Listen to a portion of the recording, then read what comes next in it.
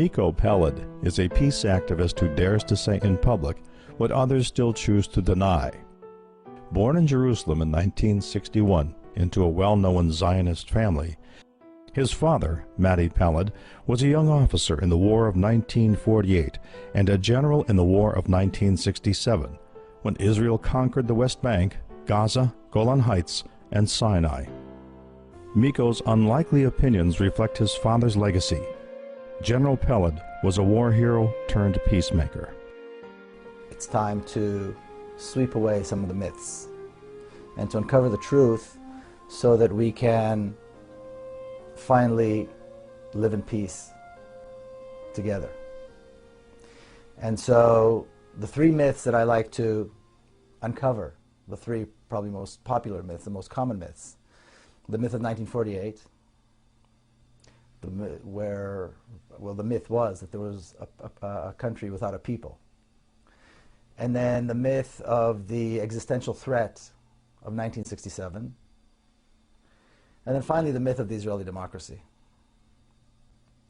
Growing up, we were taught to believe that the Arabs had left Eretz Israel, partly on their own and partly at the directive of their so-called leaders, and that therefore taking their land and taking their homes was morally okay. It never occurred to us that even if they did leave willingly, we had no right to prohibit their return. But then Israeli historians had found that, just as Palestinians have been saying for decades, none of this was true. And it's interesting that when Palestinians claim something, we tend to doubt it. But then when Israeli historians come up and say the exact same thing, well then, now we accept it. As though the Palestinian word is not good enough. And so Israeli historians had confirmed that Israel was created on the ruins of Palestine. Now, obviously Palestine was not a state yet at the time. We're talking about 1948. But it would have been a state very shortly thereafter had it not been so completely destroyed.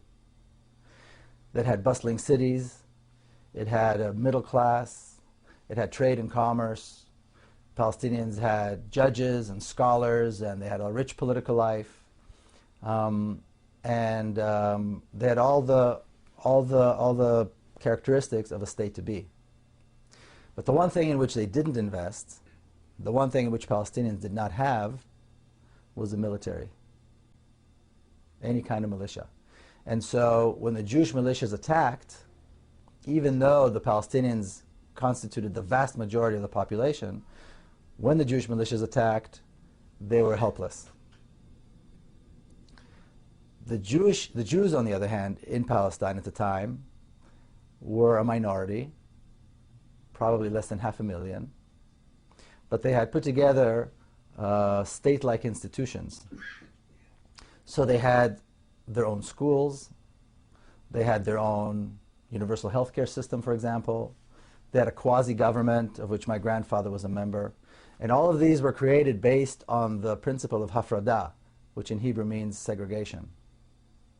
In other words, to be completely separate from all the institutions that the Palestinians had had. And the one thing that they did, in which they did invest heavily, was a very strong militia. A militia of young men, well indoctrinated, well trained, of which my father was a member. And they were determined to create a Jewish state in Palestine, completely disregarding the fact that the majority of the population were not Jews, but were Palestinian Arabs. It turns out that the creation of Israel had not, after all, been a haphazard fight in which the Arabs fled their homes due to the directives of their own leaders. It had been an unprovoked, systematic campaign of ethnic cleansing by the Jewish militia, involving massacres, terrorism, and the wholesale looting of an entire nation. Now it's interesting, my mother was born and raised in Jerusalem. She was born in 1926. And she recalls the Palestinian neighborhoods in West Jerusalem. And when the residents of these neighborhoods were forced to leave their homes, which are still in Jerusalem, they're beautiful, spacious homes with beautiful gardens, were offered to Jewish families And one such home was offered to her, being the wife of an officer and so forth. And she refused it. She said she could not bring herself to move into the home of a family that had been forced out and is now living in a refugee camp. She also said, and I heard this confirmed by many people, that when the Jewish forces came into the homes, the coffee was still warm on the table. The people had just left. And then the looting began. And again, she recalls seeing the truckloads of furniture and rugs and what have you being taken away from those homes. Another widely accepted Zionist myth is that in 1967, Israel faced an existential threat where the armies of 3 Arab countries were invading, and miraculously the Jewish forces were able to beat them all and conquer huge tracts of land. Now, setting aside for a moment the fact that countless books have been written in Hebrew and English and Arabic and other languages, and that documentaries have been filmed disproving this completely and showing that the purpose of the war was conquest. In my own research in preparation for this book, I spent days at the Israeli Army archives, and I read from the minutes of the meetings of the Israeli General Staff, the top IDF, top brass, and the things that were said during those meetings. And I want to quote from my book one such passage. In a stormy meeting of the IDF top brass in the Israeli cabinet that took place on the 2nd of June, 1967, my father, General Miko Peled, told the cabinet in no uncertain terms that the Egyptians needed at least a year and a half in order to be prepared for a full-scale war.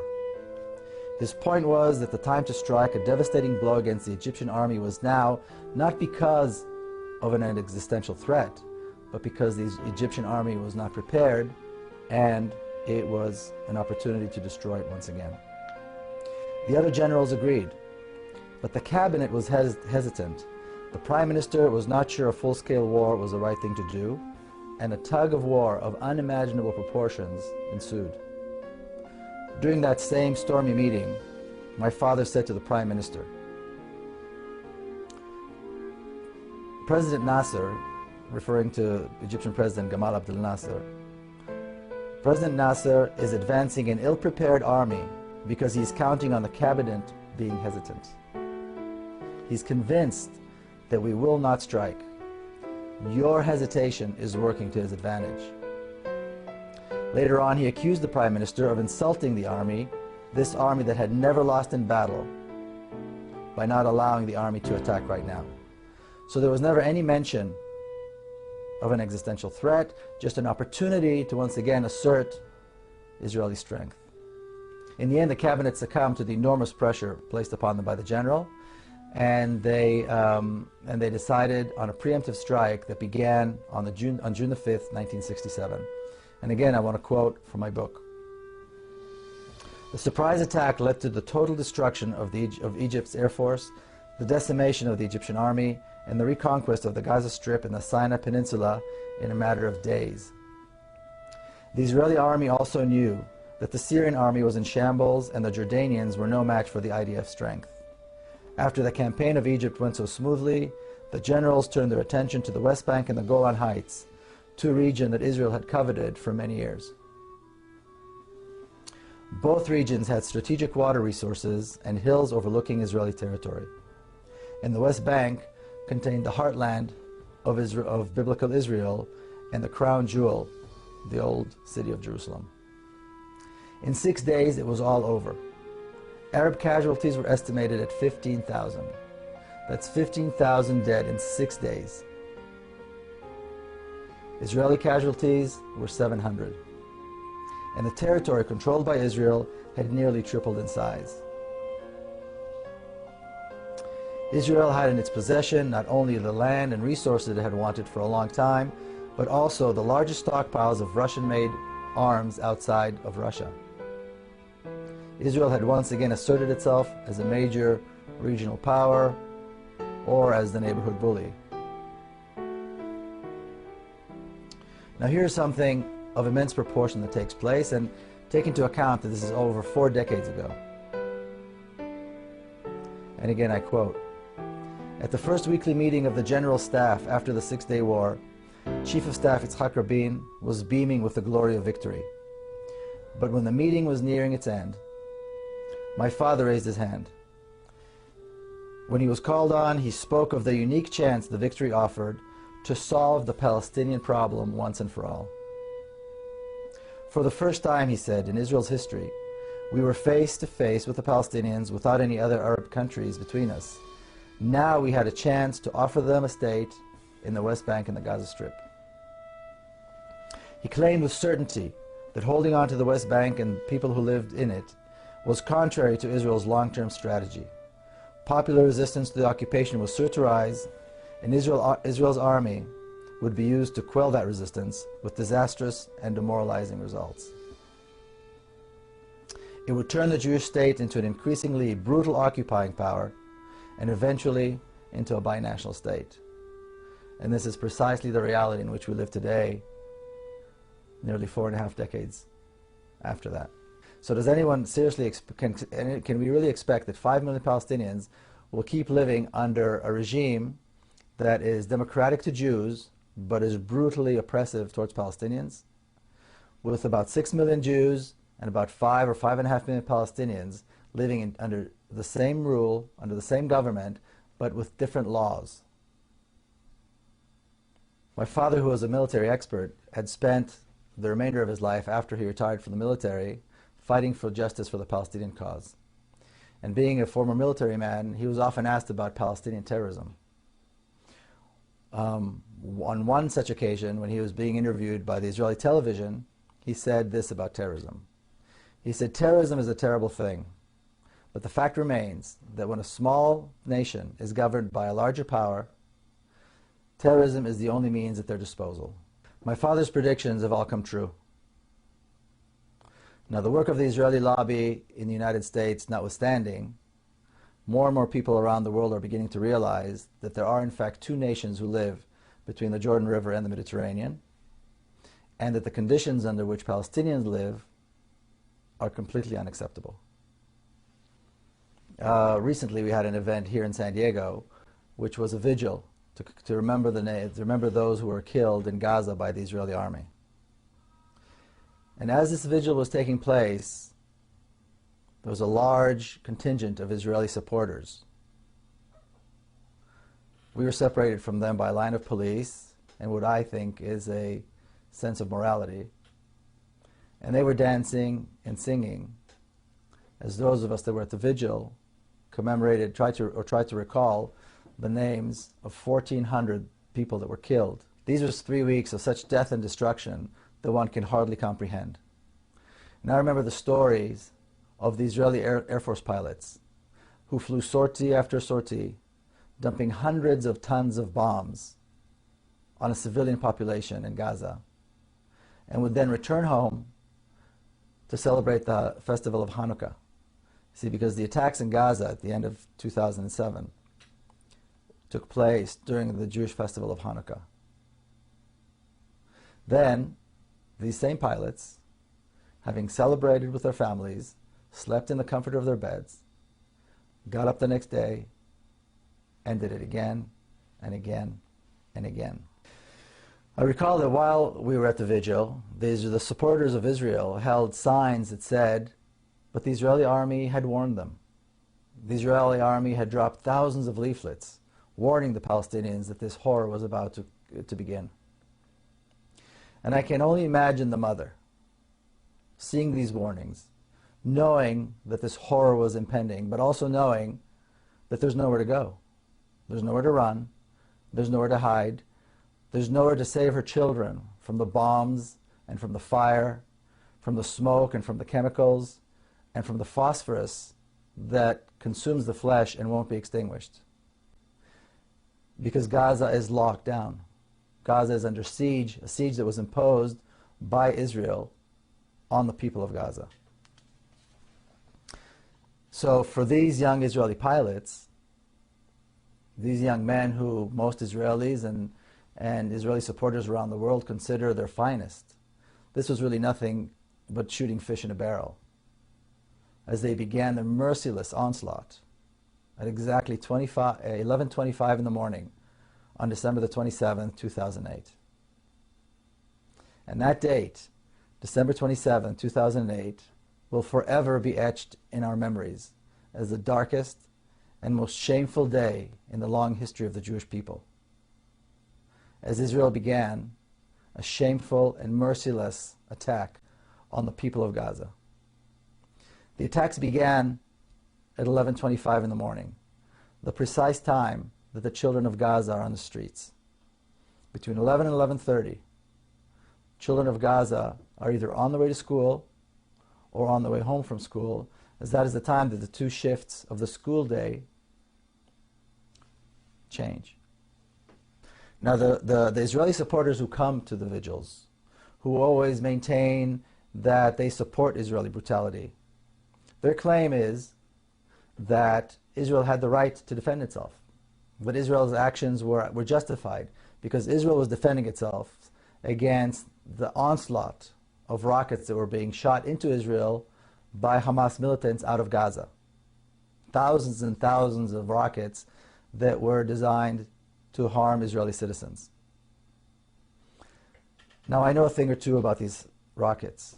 I recall sitting on a Saturday afternoon with my family and my children in a kibbutz not far from Gaza.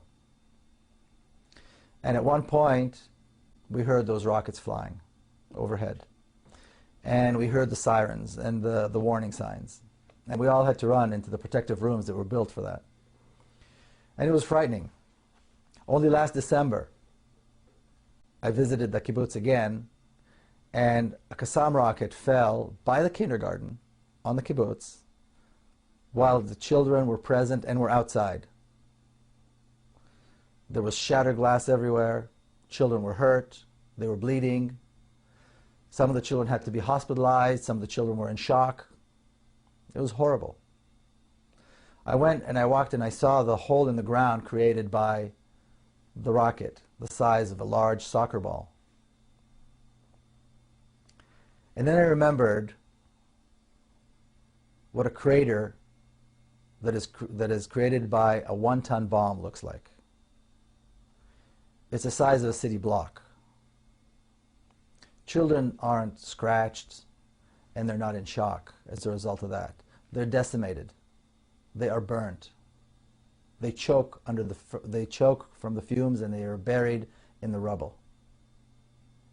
Now, multiply that by 100, and then again, and then again. And remember, or keep in mind, that Gaza is one of the most densely populated areas in the world. Yet, Israeli supporters will justify this.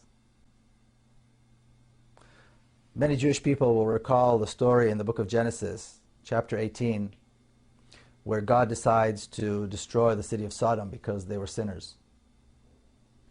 And the patriarch Abraham, the shared patriarch of Jews and Arabs, chastises God and says to him, "Wilt thou also destroy the righteous with the wicked? Perhaps there be 50 righteous in the city." You see, Abraham is chastising God. And God promises that if he finds 50 righteous people, he will spare the city. Well, in Israel, there is no Abraham today. And no Palestinians are righteous in the eyes of the Israelis. And as we know, the 800,000 children of Gaza were not spared this horror. You know, I'm often accused of being one-sided and of not mentioning Palestinian terrorism and the suffering that Israelis have to go through. So I'm going to touch on that right now. As my father said decades ago, when a larger power rules a smaller nation, some form of violent resistance is to be expected. And as for my own family's brush with terrorism, in our case, it drove all of us to engage with the Palestinians and to reach out. And the same thing happened to me personally. And again, I want to quote a passage from my book, The General's Son. Then, in the fall of 1997, disaster. My niece Madar was killed by Palestinian suicide bombers in Jerusalem. Several hours later, there we were, driving along the road to the cemetery. Police escorted our procession on motorcycles, making way for vans carrying the devastated family members of another Jewish casualty. As we got out of the van, someone approached and asked me to carry the small coffin. My heart felt far heavier than the heartbreakingly slight weight on my shoulders. Israelis and Palestinians, family members and friends, famous leaders and ordinary people, all came to give eulogies and to express their sorrow at this unspeakable loss. Smadar, my niece, was laid to rest near my father, her grandfather, in a small hilltop cemetery just outside Jerusalem. To this day, my sister Nurit cannot forgive herself for leaving her baby girl out alone in the cold, damp ground. But when my sister did come out to greet the mourners, the thousands who came to mourn, she did not ask for retaliation. She did not talk about revenge. The first words that came out of her mouth were these: no real mother would want the same horror to happen to another mother. And I quote again from the book. I stayed in Jerusalem for the week of the Shiva, the 7 days of mourning. It wasn't easy to return home and resume my routines after it was over. How do people do this? I kept thinking to myself. How do people keep on living as though nothing had happened? How many songs have been sung, poems read, and stories written about this feeling, the feeling one has when the unthinkable happens, yet the world doesn't end? It seemed impossible to carry on, but my mother always says that life was stronger than death, and so we went on. But something had changed. I knew I had to do something, and I knew that the right thing to do was to meet with Palestinians. And I did this right here in San Diego, and I was welcomed by the warm embrace of the local Palestinian community. The experience of meeting with Palestinians was comforting, it was liberating, and it was also heart-wrenchingly difficult. It was comforting to know that we're all very similar. And it was liberating to know that we don't have to be enemies. But it was heart-wrenchingly difficult to realize that I did not have full possession of the truth. And that is where I think Israeli supporters, mostly Jews, that's I think where most of them are. And I think it's time for Israeli Jews and American Jews to join what was very eloquently described by Clovis Maqsood as the constituency of conscience.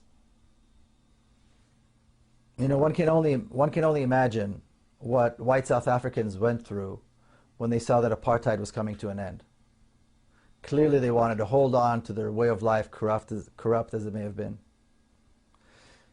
The whites in the southern states were probably trying to hold on as much as they could when they saw the end of legalized segregation and discrimination and racism come to an end in this country. We see this with leaders in the Middle East right now, holding on to the last minute, not wanting to give up their way of life and their control. And Zionists in Israel around the world are now doing the same, trying to hold on. We see brutal tyrants everywhere these days, from Libya to the Gulf states, do the same thing, holding on even as they fall one by one. Now Zionists and their supporters do the same, holding on to the notion that a racist regime can last, that injustice and horror can last, and that crimes against others who are different can go unpunished. But we are near the end. The Zionist dream of an ethnically homogeneous state was shattered by the Zionists themselves with their insatiable hunger for land. In their own hands, they created a binational state where almost half of the population are not Jewish or Israeli, but are Palestinian Arabs. True that they have no rights. It's true that they're not counted. But this will come to an end sooner than most people think. I think it's safe to say that the non-violent resistance movement in Palestine will prevail. We have Israelis and Palestinians hand in hand, marching every single week in Bil'in, in Ne'ilin, in Nabi Saleh, in Bet Umar, in Masara, in Sheikh Jarrah, in Silwan, and in other places. They face the brutal force of the Israeli army every single week, but they're dedicated and they will prevail. And the dedication of these people is the reason that people like myself who believe in justice and democracy are optimistic. In Nabi Saleh, another beautiful spot in the West Bank where settlers have made their ugly mark, Israeli reservists, clumsy and armed to the teeth, are faced with the undaunted courage of mothers and their children who just want the settlers and the army out of their villages and out of their lives. It seems surprising that Israeli soldiers, young men and women who are raised on what is seemingly in a democratic society, are willing to enforce this brutal occupation, because they do it very willingly and they do it very brutally. But what we need to realize that the Zionist education system taught these young men and women that Palestinian life is worthless. So for those people who do want to associate themselves with Israel and with Zionism and drape themselves in the Zionist flag, the flag that has come to symbolize intolerance, hate, racism, and brutality, they can feel free to do so. But they need to know this, that when the trials begin and the tribunals take their place, and when the Truth and Reconciliation Commission begins its work, and they're finally shamed into admitting that they were wrong, they need to remember to go down on their knees and beg forgiveness from the people they so blatantly wronged. Because they need to realize that we will never forget them, and that their conscience will never allow them to forget that they supported the killing, they draped themselves in the flag, and they mocked the bereaved. The rest of us will move on, and along with the rest of the Middle East, we will follow the example of the people of Egypt to create something that will surely be a tremendous accomplishment, a democratic, secular state in our shared homeland, a state where Muslims, Christians, and Jews live as equals and educate their children to love their diverse homeland with its multitude of cultures, its rich history, and its promising future.